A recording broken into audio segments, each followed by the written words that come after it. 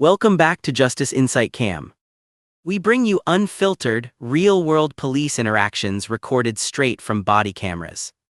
Moving beyond the video, we analyze the facts, legal boundaries, and critical takeaways from each case.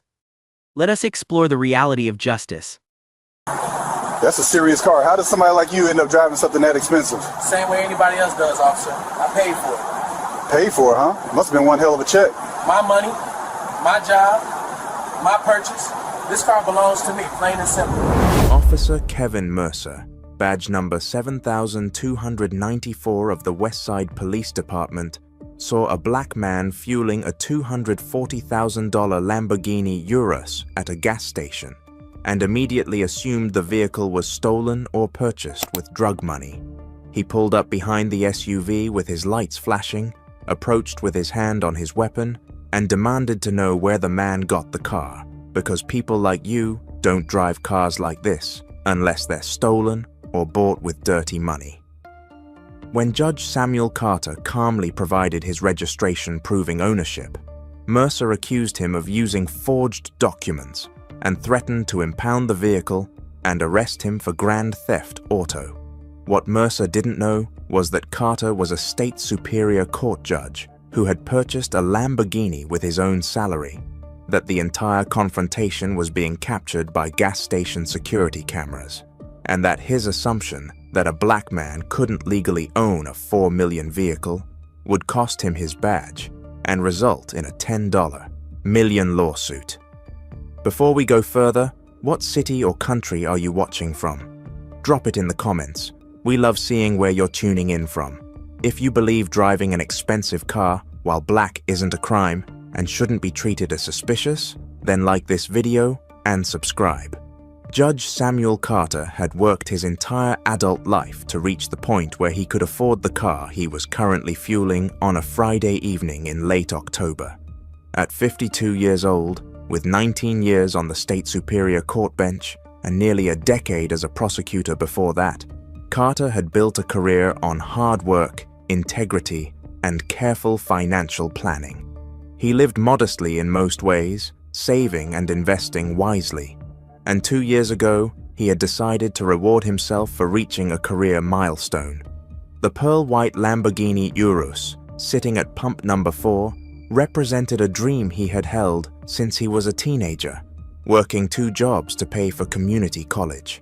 It was fully paid for, registered in his name, and insured with coverage that costs more per month than some people's car payments. Carter loved that vehicle, not because it was expensive, but because it represented everything he had overcome and achieved. Tonight, he had just left the courthouse after a particularly long session, presiding over a complex civil trial. He was still wearing his suit, though he had loosened his tie and removed his judicial robe before leaving chambers. The gas station was on his regular route home, a well-lit Shell station in an upscale part of town where he often stopped to fill up. Carter stood beside the Lamborghini with the fuel nozzle in the tank, watching the digital numbers climb on the pump display and thinking about the weekend ahead. He had plans to drive up the coast tomorrow, maybe take the long route through the mountains, enjoy the car the way it was meant to be enjoyed. The evening was cool and clear, and the gas station was moderately busy with other commuters, finishing their work week. Carter didn't notice the patrol car pull into the station until he heard the brief whoop of a siren and saw flashing lights reflecting off the Lamborghini's glossy paint. He looked up and saw a Westside Police Department cruiser parked directly behind his vehicle, blocking it in. A police officer was stepping out, and even from 15 feet away, Carter could see the aggressive posture, the hand resting on the weapon, the body language that suggested this wasn't a friendly check-in. Carter had been a prosecutor long enough and a judge long enough to recognize trouble when he saw it approaching. Officer Kevin Mercer had been patrolling the Western District for most of his 11-year career with the Westside Police Department, and he had developed certain instincts about what belonged and what didn't in the neighborhoods under his watch. When he drove past the Shell station and saw the Lamborghini Urus at the pump, his attention locked onto it immediately. Luxury vehicles weren't uncommon in this area, but something about this particular situation triggered his suspicions. He circled the block and came back for a second look, and when he saw that the driver was a black man in his 50s, Mercer's assumptions hardened into certainty. A black man driving a $4 million SUV meant one of two things in Mercer's worldview. The car was stolen or it had been purchased with money from illegal activity. There was no third option in his mind. No possibility that a black man could simply be successful and wealthy through legitimate means. Mercer had 27 civilian complaints in his personnel file, 20 of them involving allegations of racial profiling or harassment of minority drivers in affluent areas. Internal Affairs had flagged his record twice, noting patterns that suggested bias in his stop decisions, but serious discipline had never followed. His supervisors considered him proactive, the kind of officer who didn't hesitate to make stops that other officers might avoid, what they called proactive, his victims called harassment. Mercer pulled into the gas station with his lights activated, parked behind the Lamborghini to prevent it from leaving, and stepped out with the confidence of someone who believed he was about to make a significant arrest. Carter watched the officer approach and felt his stomach tighten with a familiar tension. He had experienced this before, though never quite this aggressively. He kept his hands visible, one still holding the fuel nozzle, and waited for the officer to speak first.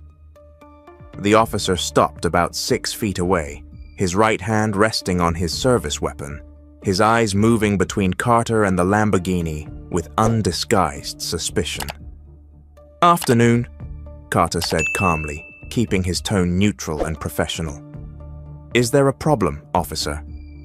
Mercer didn't return the greeting. "That's a nice car. Real nice. Where'd you get it?" Carter felt the question land like an insult, but he maintained his composure. "I purchased it. Is there something I can help you with?" "People like you don't drive cars like this unless they're stolen or bought with dirty money," Mercer said, and the words came out casual, almost conversational, as if he was stating an obvious fact rather than making a racist accusation. "So, I'm going to ask you again, where'd you really get this car?" Carter pulled the fuel nozzle from the tank and replaced it in the pump, his movement slow and deliberate. He turned to face Mercer fully, and when he spoke, his voice carried the measured authority of someone who had spent 2 decades in courtrooms. "Officer, I own this vehicle. I purchased it legally with my own money. I'm happy to provide you with registration and proof of ownership, but I need to know the reason for this stop. Have I committed a traffic violation?" "Don't worry about why I stopped you," Mercer said, stepping closer. "Just show me your license, registration, and proof of insurance, and keep your hands where I can see them." Carter reached slowly for his wallet, narrating his movements in the way he had learned from representing countless defendants who had been stopped by police. "I'm reaching into my jacket pocket for my wallet. My registration and insurance are in the glove compartment of the vehicle. I'll need to reach inside to get them." "Do it slowly," Mercer ordered, his hand still on his weapon. Carter retrieved his driver's license from his wallet and handed it to Mercer, then walked to the driver's side door of the Lamborghini and opened it. The interior was immaculate, cream leather seats and a dashboard that looked like it belonged in a private jet. He opened the glove compartment and pulled out the registration and insurance documents, then walked back to where Mercer stood and handed them over. Mercer examined the documents under the gas station's overhead lights, and Carter watched the officer's expression as he read the name on the registration and saw that it matched the driver's license perfectly. The vehicle was registered to Samuel J. Carter at an address in one of the most expensive neighborhoods in the city. The insurance was current and valid. Everything was completely legitimate. This should have been the end of the encounter. A reasonable officer would have returned the documents, perhaps apologized for the inconvenience, and let Carter finish his evening. But Kevin Mercer was not a reasonable officer, and his ego would not allow him to admit that his assumptions had been wrong. Instead, he looked at Carter with even deeper suspicion and said the words that would end his career. "These documents could be forged. Registration papers can be faked. I think you need to come down to the station so we can verify this vehicle isn't stolen." Carter felt anger rise in his chest, but he kept it controlled, channeling it into the same cold precision he used when delivering rulings from the bench. "Officer, those documents are legitimate. You can verify the registration by running the VIN number. You can call the DMV. Everything will confirm that I am the legal owner of this vehicle. I haven't committed any traffic violation, and you have no legal basis to detain me." "I'll decide what legal basis I have," Mercer said, and his tone had shifted from suspicious to aggressive. "Right now, I'm investigating a possible stolen vehicle and possible possession of a vehicle purchased with proceeds from illegal activity. You're not going anywhere until I'm satisfied this car is yours." "On what evidence?" Carter asked, his voice rising slightly despite his efforts to stay calm. "I provided valid documentation. What specific evidence do you have that this vehicle is stolen or that I obtained it illegally?" "The evidence," Mercer said, gesturing at Carter and then at the Lamborghini, "is that someone like you doesn't own a car like this through legitimate means. Now you can cooperate and come to the station voluntarily, or I can arrest you for obstruction and impound this vehicle as evidence." At the next pump over, a woman filling up her sedan had stopped and pulled out her phone, recording the interaction. Inside the gas station convenience store, the attendant watched through the window with growing concern. Above them all, mounted on the canopy covering the fuel pumps, 3 security cameras captured every word and gesture in high definition, creating a record that would be played in courtrooms and news broadcasts and viewed millions of times online.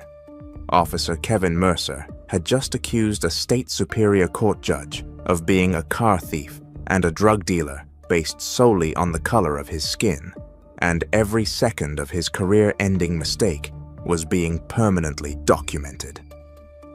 Carter reached into his jacket pocket one more time, and Mercer's hand tightened on his weapon. "I'm reaching for my credentials," Carter said clearly.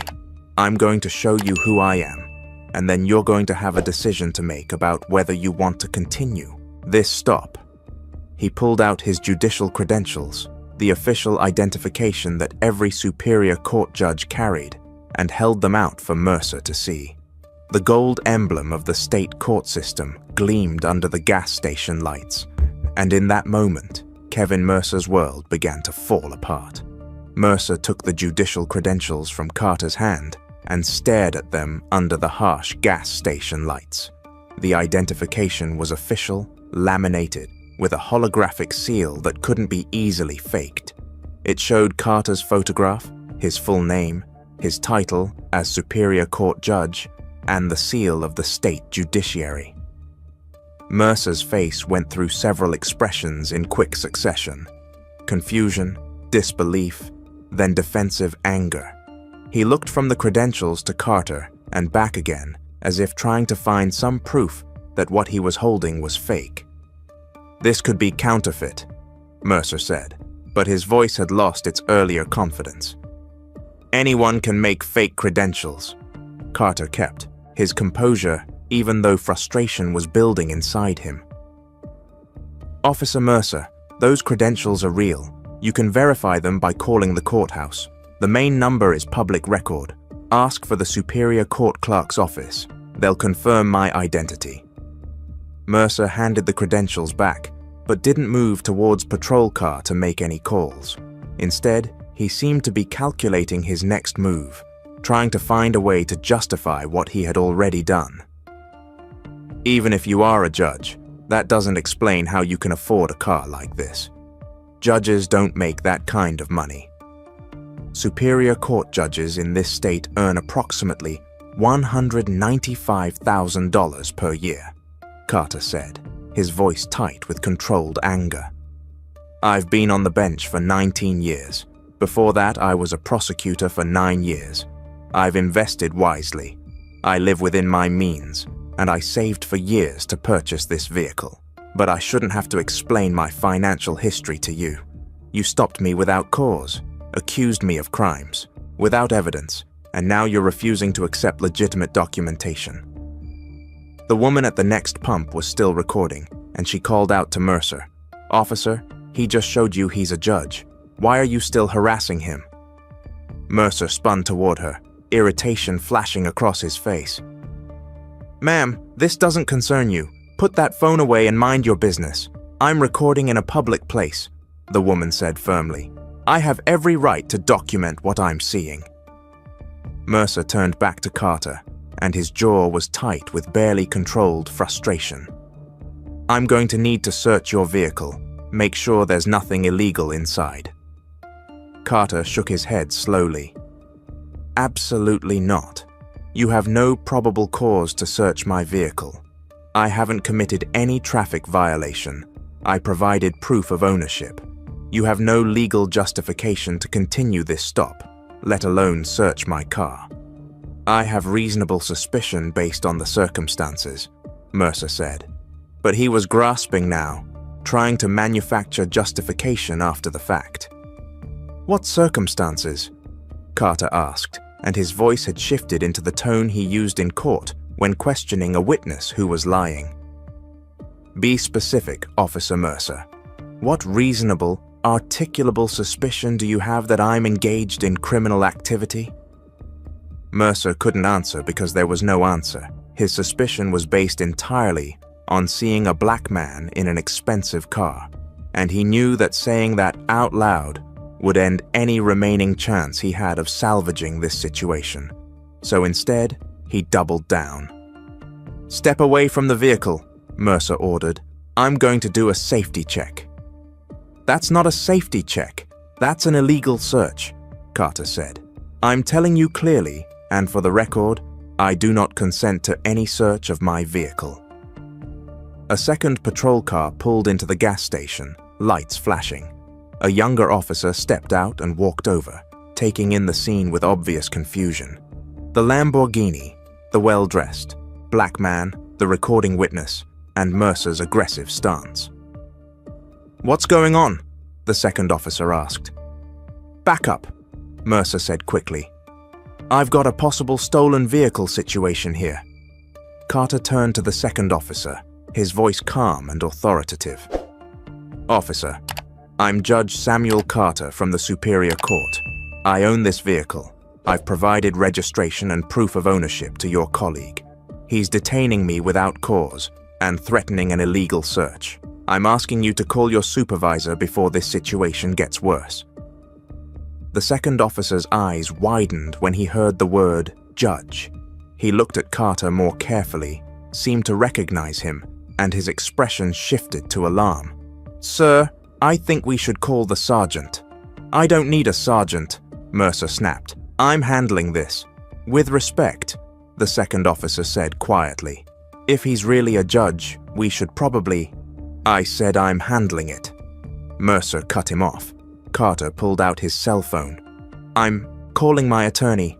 I'm also calling the courthouse security office, and I'm documenting every moment of this illegal detention."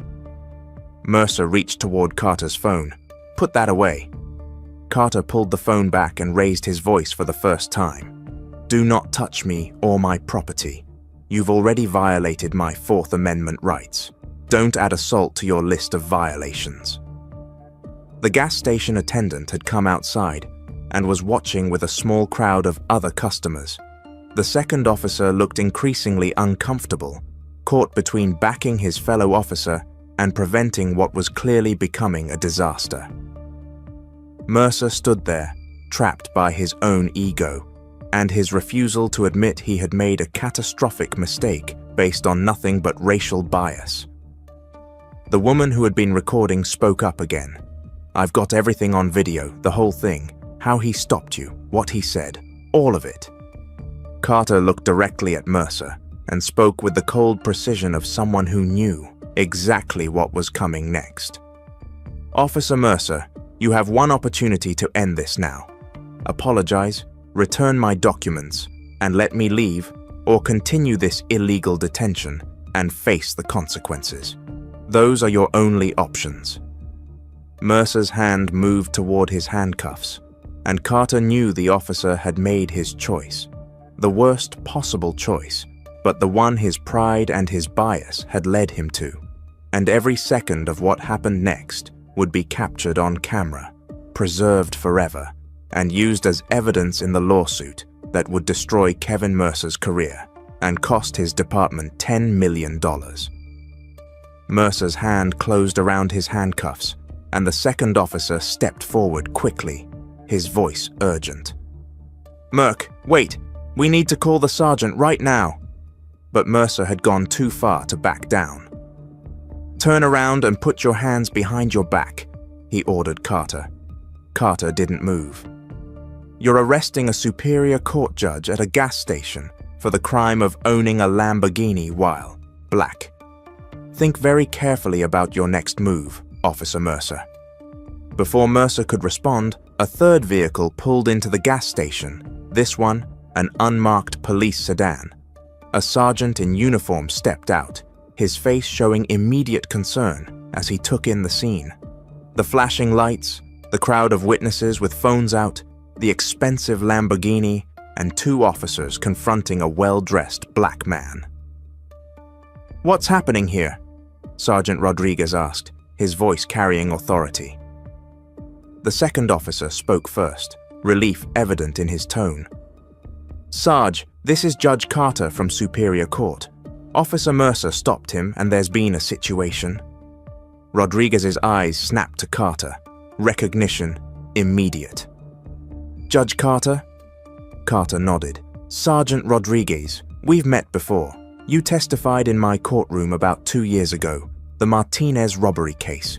Rodriguez remembered he had spent 3 hours on the witness stand while Judge Carter questioned him about evidence procedures.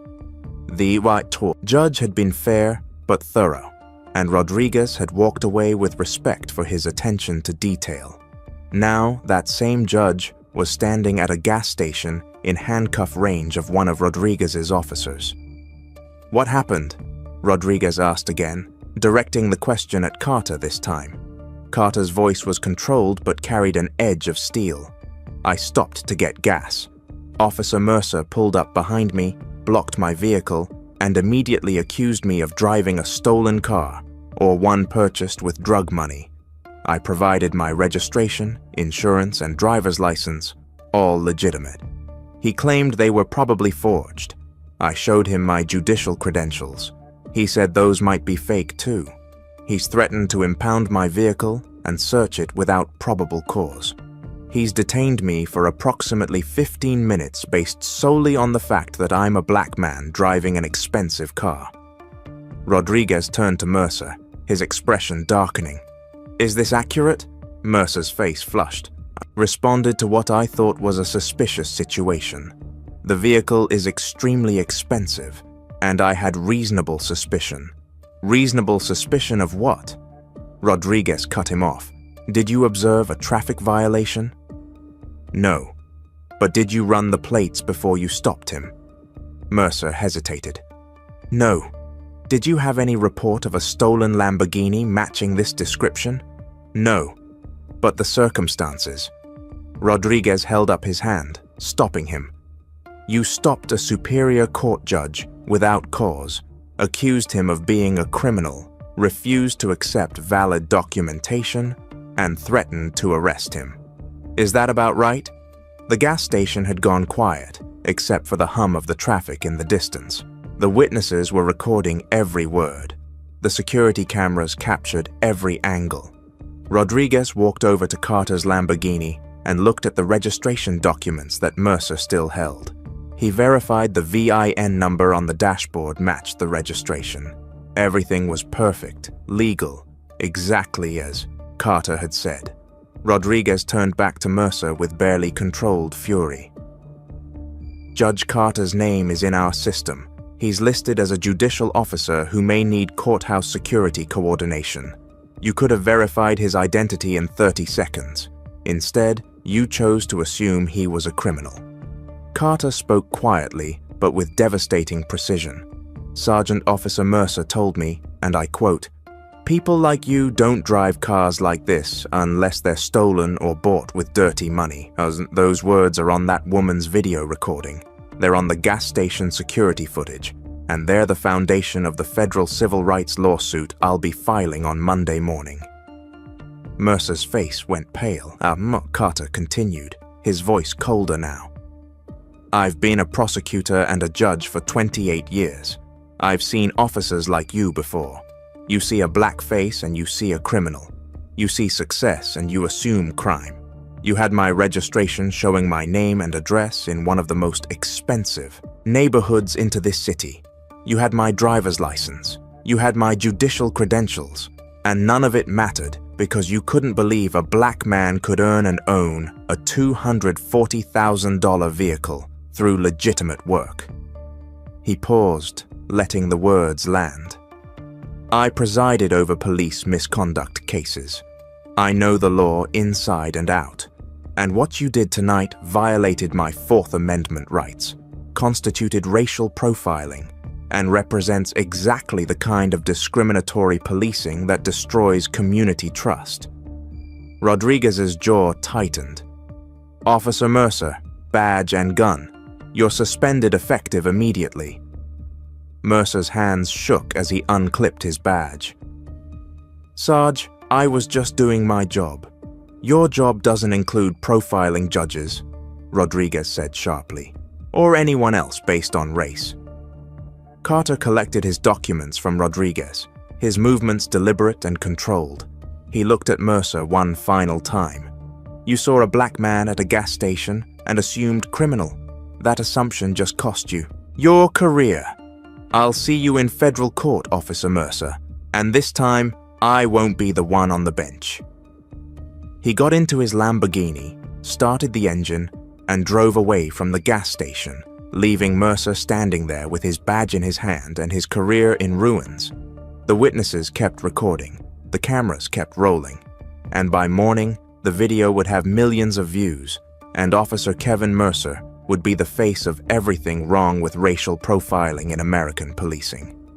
Officer Kevin Mercer was fired from the West Side Police Department 4 weeks after the gas station incident.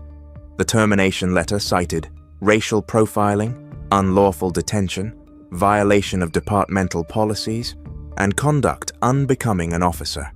Because he was terminated for cause, Mercer lost his pension after 11 years of service. He lost his health benefits. He lost everything he had built in law enforcement, and the viral video of him accusing a judge of being a car thief ensured he would never work as a police officer again anywhere in the country. The video had exploded across social media within hours of the incident. By Saturday morning, it had 15 million views. By Monday, it was being discussed on national news programs and analyzed by legal experts who called it one of the clearest examples of racial profiling ever captured on camera. The audio was devastating. Mercer's voice saying, "People like you don't drive cars like this unless they're stolen or bought with dirty money," played on loop across every major network, becoming a symbol of implicit bias in policing. Judge Samuel Carter filed his federal lawsuit 6 weeks after the incident. The complaint was precise and comprehensive, laying out violations of the Fourth Amendment, the 14th Amendment's Equal Protection Clause, and federal civil rights statutes. It detailed how Mercer had stopped him without cause, detained him based solely on race, and refused to accept valid documentation proving ownership. The lawsuit named Officer Kevin Mercer personally in the West Side Police Department, demanding $10 million in compensatory and punitive damages. The city's legal team watched the gas station security footage and read the complaint. They reviewed Mercer's personnel file and found 27 civilian complaints over his 11-year career, 20 of them involving minority drivers in expensive vehicles or affluent neighborhoods. The pattern was undeniable and indefensible. When they calculated the cost of taking the case to trial versus settling, the decision became clear. Fighting meant more publicity, more exposure of departmental failures, and almost certain defeat in front of a jury that would watch a police officer call a judge a criminal on video. The city settled for the full $10 million, 8 months after Carter filed suit. The settlement came with a written apology from the mayor and the police chief, delivered personally to Judge Carter in his chambers.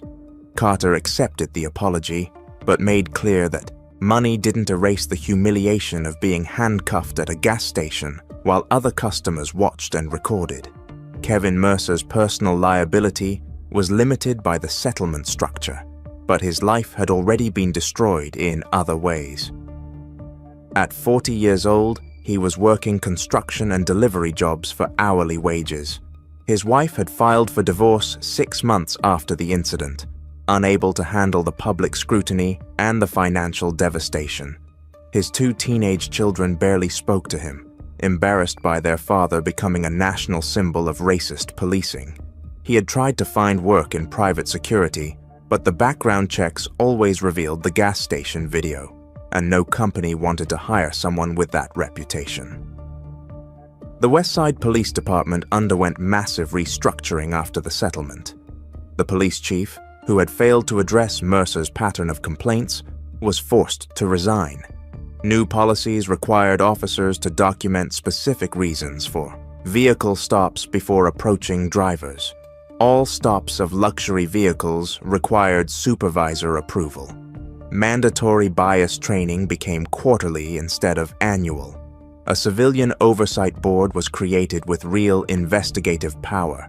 7 other officers with similar complaint patterns were pushed into early retirement. Judge Carter used a portion of his settlement to establish the Carter Foundation for Justice Reform, which provided legal support and resources to victims of police misconduct who couldn't afford high-powered attorneys. He continued serving on the bench with even greater respect from his colleagues in the legal community. He still drove his Lamborghini, but now he carried multiple copies of his credentials and kept his dash cam running whenever he drove, a sad necessity that he wished wasn't required. The gas station footage became required viewing at police meets across the country, shown as the definitive example of how racial bias can destroy careers and cost departments millions. Instructors used it to teach officers what not to do, how assumptions can override evidence, and how seeing crime and black success is both morally wrong and legally catastrophic. 5 years after that October evening, Judge Carter was appointed to the state appellate court, one of the highest judicial positions in the state. Kevin Mercer was still working manual labor, still carrying the shame of being the officer who accused a judge of being a drug dealer, still living with the permanent stain of a viral video that would never be forgotten. The lesson remains simple and permanent. Wealth isn't evidence of crime. Success isn't suspicious. And when police officers treat black excellence as proof of criminality, the consequences can cost them everything while the people they targeted continue to rise. Driving while black isn't a crime, and owning nice things while black isn't evidence of drug dealing. If you've ever been questioned about how you could afford something you legally own, share this story. What policies would actually stop racial profiling during traffic stops? Drop your real solutions in the comments. And if you believe black success should be celebrated, not criminalized, subscribe now. We're bringing you more stories where racial profiling met accountability and lost everything.